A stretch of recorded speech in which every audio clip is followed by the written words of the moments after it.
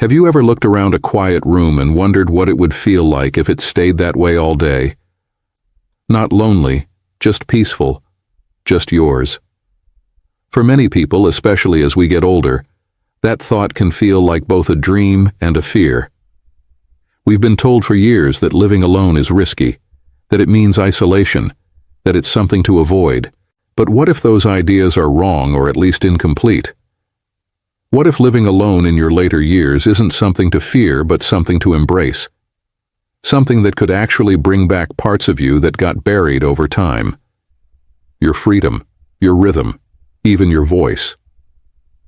I know that might sound surprising, especially if you grew up in a time when being surrounded by people was seen as the only way to age well. But the truth is, for many older adults, choosing to live alone has opened the door to a kind of independence, clarity, and joy they didn't even know they were missing. And that's what I want to talk about today. Let's begin with something simple, but incredibly powerful. Control. When you live alone, you get something most of us don't even realize we've given away over the years. Full control over your space and your time. That means you decide what happens in your day from the moment you wake up to the moment your head hits the pillow. You get to eat when you're hungry, not when someone else is. You don't have to explain why you like your living room set up the way it is, or justify why you keep the thermostat at 75. You just live. And that kind of autonomy, no matter how small it sounds, can feel like oxygen after years of caregiving, compromising, or managing a home filled with others' needs. I remember talking to Frank, who's 82 now. He'd been living with his daughter and her husband for 5 years. They all got along fine, but he told me something that stuck with me. He said, "I always felt like I had to ask permission to be myself." He couldn't cook what he liked or watch his favorite shows without feeling like he was disturbing someone. When he finally moved into a modest little apartment nearby, his daughter was nervous.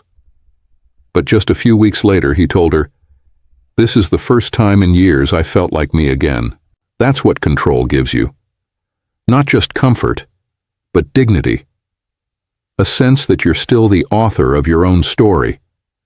And when the outside world feels more chaotic than ever, that little sanctuary you create for yourself becomes more than just a home.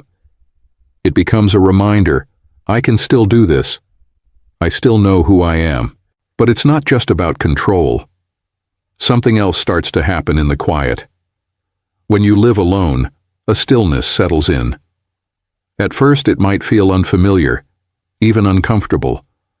But slowly that quiet becomes something more than silence. It becomes peace. There's a kind of calm that only solitude brings without the constant background noise of someone else's movements or moods. You begin to hear yourself again. Your thoughts stop racing. Your memories come to the surface. You feel your emotions instead of brushing them aside. And in that stillness, many people discover something they hadn't felt in years. Ease, a gentleness toward themselves, a kind of presence. Margaret, who's 85 now, told me something beautiful after her youngest son moved out. She'd spent decades with a full house. Kids, grandkids, family dinners, constant buzz. And when it all stopped, she panicked. She said, "I didn't know who I was without someone to take care of." But then something shifted. She started journaling, taking long walks by the lake, even tried meditating, something she used to laugh at. And 6 months in, she told me with a soft smile, "I'm meeting parts of myself I never knew existed, and I like who I'm meeting." That's the quiet gift of solitude. It brings you back to yourself, not in isolation, but in rediscovery. You learn to sit with your thoughts, to soothe your own worries, to entertain yourself without a schedule. And in that process, something unexpected happens. Healing not from one specific thing, but from the weight of a life spent rushing past your own needs. And once you feel safe in your own company, the fear of being alone loses its power because you realize you are enough. You are not forgotten. You are not invisible. You are here whole, worthy, still very much alive. And something else changes too, something many people don't expect. Your relationships. When you live alone, the people you stay in touch with, the ones you call, the ones you visit, the ones you invite into your world, those connections start to shift. They become more intentional. You're not just surrounded by people because they happen to be in your house. You reach out because you want to, and others do the same. Walter, who's 84, shared with me how strange it felt after his wife passed and his children moved out. The house was so quiet. At first, it felt like an echo chamber. But then he began to do something he hadn't done in years. He started calling his old army buddies just to talk. He joined a local book group at the library, wrote letters to his grandchildren.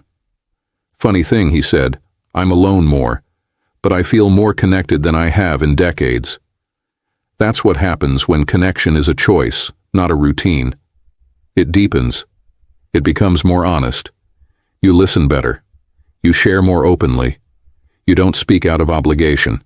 You speak from the heart. And that kind of communication, the kind that's built on mutual effort, not convenience, has a way of making you feel seen even when you're miles apart. So, if you've ever worried that living alone means being forgotten, let me gently offer a different possibility. Maybe, just maybe, it brings you closer to the people who truly matter. Because when we stop living in reaction to others, we start reaching out with more clarity, more intention, and more love. Now let's talk about something that often goes unnoticed. But once you experience it, you realize how much it changes everything. Your routine. The way your days begin, flow, and end. When you live alone, you're no longer adjusting to someone else's habits or preferences. You get to move at the speed that feels right for you. And that kind of alignment where your rhythm finally matches your own body and spirit can bring surprising calm. Think about how many years you may have spent planning around a partner's schedule or making sure the household ran a certain way. Maybe you ate dinner late even when you were hungry early. Maybe you tiptoed in the morning because someone else was still asleep. It's those small shifts we make for others, often without realizing how they accumulate over time. And when those expectations fall away, you begin to rediscover something. Your own rhythm. Eleanor, a 80-year-old I once spoke to, told me that for decades, she shaped her life around her husband's preferences. He was a night owl, loved having the TV on late, and always wanted dinner at 8:30. She didn't mind it, not really, but she never questioned it either. After he passed and she found herself living alone, her body naturally began to wake up with the sun. She started taking walks before breakfast, eating earlier, reading more in the quiet evenings, and going to bed before 10 SAO. I feel 10 years younger, she said. Turns out I was always a morning person. I just never had the space to be one. There's something healing about that kind of self-awareness. It's not just about sleep or meal times. It's about finally giving yourself permission to live the way your body wants to live. And when your days are shaped by your own energy, your own hunger, your own rest, everything starts to feel a little more steady. Digestion improves, sleep deepens, moods lift, even your sense of purpose becomes clearer because you're not rushing or reacting.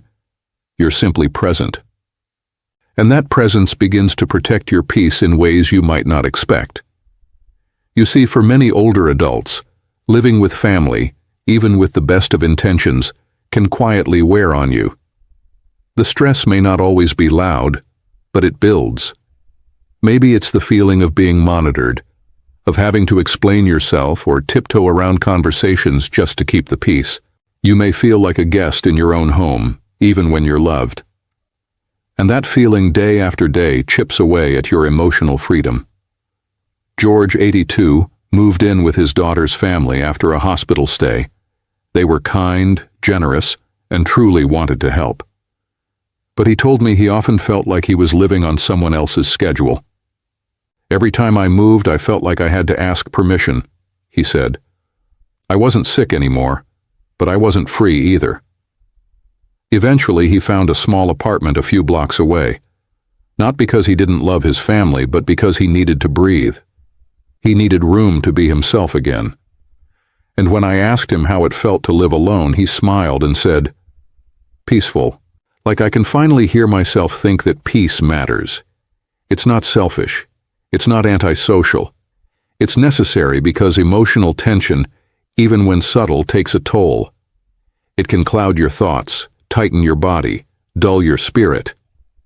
When you remove the constant pressure to navigate others' moods or unspoken expectations, something remarkable happens. You begin to trust your own instincts again. You stop doubting every little choice. You stop walking on eggshells. And in that quiet, you find space. Not just physical space, but mental and emotional space to rest. It's not about shutting the door on relationships. It's about opening the door to your own well-being. And in that stillness, something else often begins to bloom. Resilience. This is one of the most surprising gifts of living alone in later life. When you start doing more for yourself, whether it's managing your medications, fixing a leaky faucet, or even just making your own schedule, you begin to realize just how capable you still are. You stop assuming you need help with everything. You stop waiting for someone else to take the lead. And with each small success, your confidence builds. I remember Helen, 85, who had never lived alone before her husband passed. She admitted she was terrified at first. Paying bills, calling the plumber, even refilling prescriptions felt overwhelming. But she started keeping a little notebook, writing down every task she completed on her own, no matter how minor. "I just wanted to prove to myself I could do it," she said. That notebook became a kind of victory journal, a daily reminder that she was still strong, still sharp, still entirely capable of steering her own ship. And that's what resilience really is. Not the absence of fear or hardship, but the quiet, steady courage to keep going, to keep growing. Living alone doesn't mean you'll never need help, but it means you don't need permission to take action. You don't have to wait for someone else to fix it. You become your own first responder, and in that process, you discover a kind of strength that can't be given. It has to be earned, lived, and felt. And the beautiful thing that strength shows up in the way you carry yourself, in the confidence of your voice, the clarity of your choices, and the gentle pride you feel when you say, "Yes, I did that. I handled it." There's something deeply empowering in knowing that even as the world changes, even as your body changes, your spirit is still deeply intact, still active, still leading the way. And when you live alone, that spirit has more space to shine. Sometimes living alone isn't just about peace or resilience. It's about rediscovery, the kind that gently sneaks up on you in the quiet, in the in-between moments when no one else is around to shape your day. For many older adults, it becomes the first time in years, maybe decades, that there's room to ask, "What do I love? What brings me joy?" Not out of duty or habit, but from the inside out. Jack was 81 when his wife passed away. He had spent most of his adult life running a hardware store, waking up early, working long hours, putting food on the table, raising kids, keeping the wheels turning. After retirement, and especially after the house became still, he told me he didn't know what to do with himself. The silence was loud, he said. It scared me at first, but then something small happened. One afternoon he noticed a set of watercolor paints his granddaughter had left behind. On a whim, he tried them. The next day he tried again, and before long it became a daily ritual. He didn't paint masterpieces. He didn't plan to show anyone, but he started every morning with color, and with it came something more powerful than he expected, a sense of aliveness. I didn't even know I liked painting. He told me. But now it's how I start my day, with something just for me. Living alone creates space for that. You're no longer reacting to other people's needs. You're finally free to follow your own spark, to explore what makes you feel curious or creative or comforted. Whether it's music, gardening, reading, writing, or even just dancing a little in your kitchen, these things aren't small. They're signs that life is still blooming inside you. And sometimes rediscovery isn't even about something new. Sometimes it's about returning to something old, something you loved once but had to leave behind. An old book that shaped you. A favorite meal only you know how to make just right. A song that takes you back to who you were before the world got so noisy. Living alone lets you reach back and pull those threads forward again. And in doing so, you remember I'm not just passing time, I'm living with meaning. This kind of life rooted in freedom, self-rust, quiet confidence, and joy. It's not a backup plan. It's not the path you take because something went wrong. It's a path that stands strong on its own because it reflects who you've become. Someone wise, someone capable, someone with nothing left to prove, but everything still left to experience. And maybe that's what makes this stage of life so quietly beautiful. It's no longer about racing or chasing or climbing. It's about deepening, about presence, about choosing how you want to spend your precious time. You are not missing anything just because your house is quiet. You're not falling behind just because your days look different from someone else's. You're not broken, forgotten, or invisible. You're simply in a season of life that comes with its own kind of beauty, its own kind of wisdom, and its own kind of freedom. Some people might not understand it. That's okay. They don't have to. This life is yours, and it's not just okay to live it on your own terms. It's powerful. When you wake up in your own space, move to your own rhythm, rest in your own silence, and follow your own joy, you are doing something remarkable. You are choosing to live, not out of obligation, not because someone told you how to, but because you've earned the right to design your days. You've earned the right to take up space, to follow your energy, to build a life that fits you. And what you may find quietly, beautifully, perhaps even surprisingly, is that living alone doesn't mean being alone. It means being with yourself fully. It means creating relationships that are meaningful, not convenient. It means healing old wounds, not by avoiding them, but by giving yourself the time and silence to feel through them. It means waking up and realizing that there is still so much of you left. Still curious, still strong, still open to life. And so, if you are living alone right now or thinking about it, know this. You are not behind. You are not too late. You are not too old to start again. Every single day you choose to show up for yourself, to make your bed, to eat well, to move your body, to sit in peace, is a day you're building a life that honors who you are now, not just who you used to be, and that more than anything is what freedom really looks like. As we bring this conversation to a close, I want you to take a deep breath with me, really in and out. That breath you just took, that was yours. No one asked for it, no one shaped it. It belonged to you, just like this moment. And maybe that's the quiet truth we've been circling all along. Living alone in old age is not about absence. It's about ownership. Ownership of your space, your time, your thoughts, your peace, and your potential. So much of life, especially in earlier years, is about giving. We give to partners, to children, to work, to obligations. And for many of us, that giving became a habit so deeply rooted, we forgot what it feels like to give back to ourselves. But here you are in a chapter where that balance begins to shift. Where solitude is no longer a punishment, but a portal, an invitation to come home to yourself. You've heard stories today of people like Frank, Margaret, Walter, Eleanor, George, Helen, and Jack. Ordinary people who found something extraordinary in the stillness, dignity, discovery, confidence, joy. They didn't start with perfect plans or grand awakenings.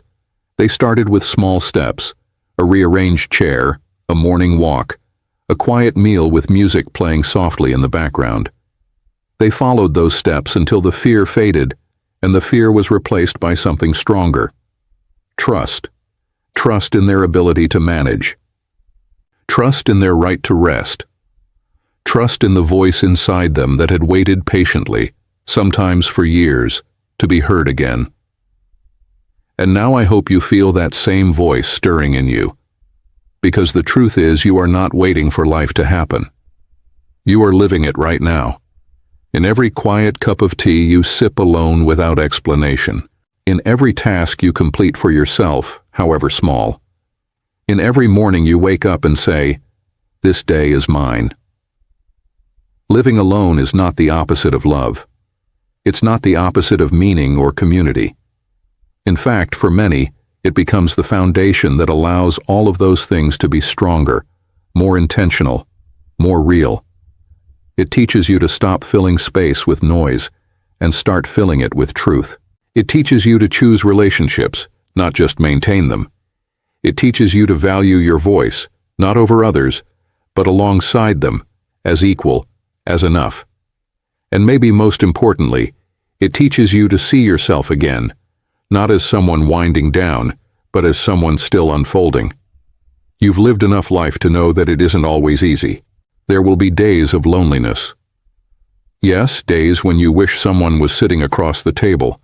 Days when the silence echoes a little too loud. But those moments don't define your story. They are part of it, yes. But so are the moments of deep laughter with a neighbor, of rediscovery in a forgotten hobby, of quiet strength when you handle something you once thought you couldn't. You are not a burden. You are not fading. You are not a chapter that has already been written. You are still the pen in your own hand. And if you're watching this today, I want to thank you not just for your time, but for your courage, for being open to a different way of thinking about this stage of life, for considering the possibility that living alone doesn't mean being alone, and that solitude might just be the sanctuary you didn't know you needed. If something in this video resonated with you, I'd love to hear it. Please share your thoughts in the comments. What did this bring up for you? Are you already living alone or thinking about it? What have you learned about yourself along the way? Your voice matters not just to me, but to others in this community who might be walking a similar path. And if you found this video helpful or comforting, I invite you to like it, subscribe to this channel, and turn on the bell icon so you won't miss future content. Every bit of support helps us continue creating videos that encourage, inspire, and uplift people just like you. So, here's to you, to your independence, your peace, your rediscovery, and your happiness. You are never too old to start over. You are never too far gone to come back to yourself. And you are never, ever too alone to live a life full of meaning, dignity, and joy. Here's to living well on your own terms. Thank you for spending this time with me. I'll see you in the next video.